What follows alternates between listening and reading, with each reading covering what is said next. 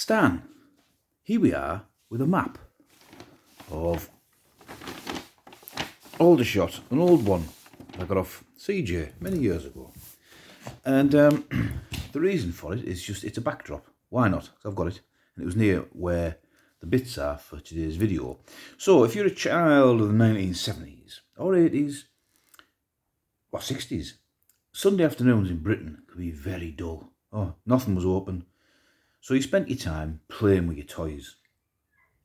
And I don't believe Sunday afternoons in 2025 should be any different. I remember when I was about 12, 11 maybe, I don't know how old I was, but I was playing with my toys in the front room on a Sunday afternoon. My mate called to me, and I had this overwhelming feeling of like, I'm too old for toys now. But fast forward to being 55 years old, a miserable middle-aged git, and toys are back on the agenda. Another rabbit hole in my collecting world is I've started buying little Dinky toys and stuff. I already had a few. So we'll start off with, first, I have tried to clean these as best I can. But this one, little fella, is a Saracen armoured personnel carrier made by Lesney Matchbox. See my early video on the description of Lesney, the company, etc. I'm just going to go through the models. So the Alvis Saracen personnel carrier made by Lesney was produced from 1958 to 1965, and its number is number 54. It's made in England. So look underneath, if you get that upside down stand. A very simple model. The other one I've got upstairs is minus the little gun that's snapped off, but this is complete. A very nice addition to my collecting hobby. And the next one up is the Alvis Dinky Stalwart. And I did have one of these as a kid.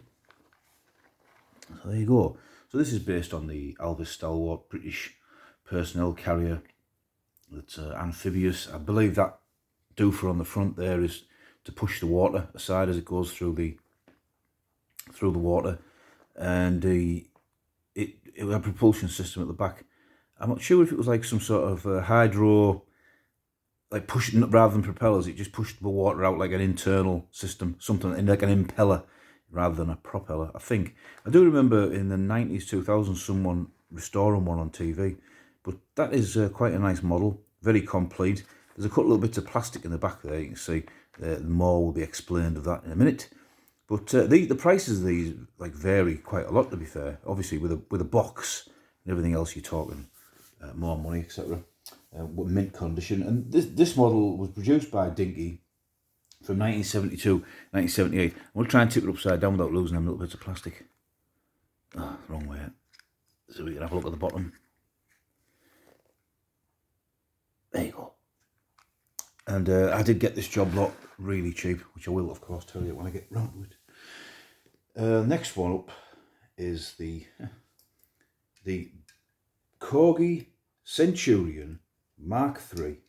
Look at that thing there. That's almost getting into the realms of your sort of D'Agostini and I can't remember the name, Del Parado type of die-cast models.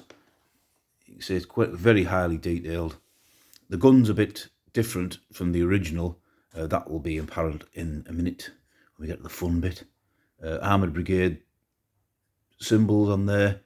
Corgi Toys Centurion Mark III, and that's made in Hong Kong. So that's the only one that's not made in Britain.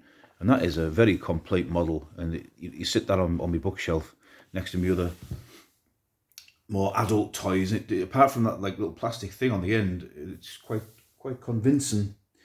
The next one up is a Dinky Ferret Scout Car. So we'll have to do this. There, so there's the Dinky Ferret Scout Car in sort of sand desert colour. And that was made from 1972 to 1978. I think there was an earlier one that didn't have the wheel on the side. A bit of damage to the axle here. You can see there. Dinky Toys Ferret Scout Car, made in England. That's quite a nice model. That looks less toyish, doesn't it, I suppose? It's just the wheels that let them down, but they are toys for children. That's the main thing. The next one up is the Dinky Armoured Scout Car. I couldn't get too much info on this one. Apart from that, stop that, Stan. My mate might call for me and he'll find me out. I caught you doing this years ago. It is the same mouldings as that one, as you can see. Everything's the same. I don't know whether this is a later one because of the little plastic aerial, which is nice for that to have survived, because that's the type of thing that, you know, kids would chew off or whatever. Little gun on the top. And these are based on obviously the Ferret armoured car, which came in various guises. You see on the bottom there, Dinky, Dinky Toys, armoured car, scout car, made in England. Very nice indeed. Yeah, that's pretty good to have in the collection. And the final two items are Britons. So these are Britons. I'll push these to one side so we can. He'll go over there. He'll go over there, and we'll just have them that and that way. So these are, as you can see, field guns, and these are based on, as far as I'm aware, the British 25-pounder field gun, and why is that not focusing? Focus you. The Centurion tank and the field guns both were supplied originally with like plastic shells. The Centurion tank, little red ones, and some of the prices of the Centurion tanks with box and shells is quite eye-opening. Now these 25-pounder field guns are not an exactly like-for-like model. They're more of a look-alike of it. There was 3 incarnations of the 25-pounder field gun made by Britons over the years, and it's interesting. This is, I think, again, that the serial numbers on the site I was looking at, it was a bit awkward to work out. Higher ones were earlier, if that makes sense. So there were 3 incarnations. This being the earliest one, and I think they're from the 1950s, which is excellent. And the website I went and had a look on, these things were made. I'll find me a little magnifying glass. If you look at that there, it's got a little transverse slot. You see it there where my finger is? That transverse first slot was for what Britons called an Amcor cap. So basically, you know the caps you used to get when you were a kid, if you were brought up in Britain or Europe, I suppose, the same, like the rolls of caps. Then you would fit one in there. So not only were you firing little plastic shells or matchsticks, you could fire a little pop of a cap as well at the same time. I don't know whether these, I have a memory of as a kid of these having little bits of plastic on the end, like a plastic cover, but you would stick yourself in your eye. But you can see there, Britons, focus, go on, focus, I dare you. Britons Limited, England, and there's the serial and patent number.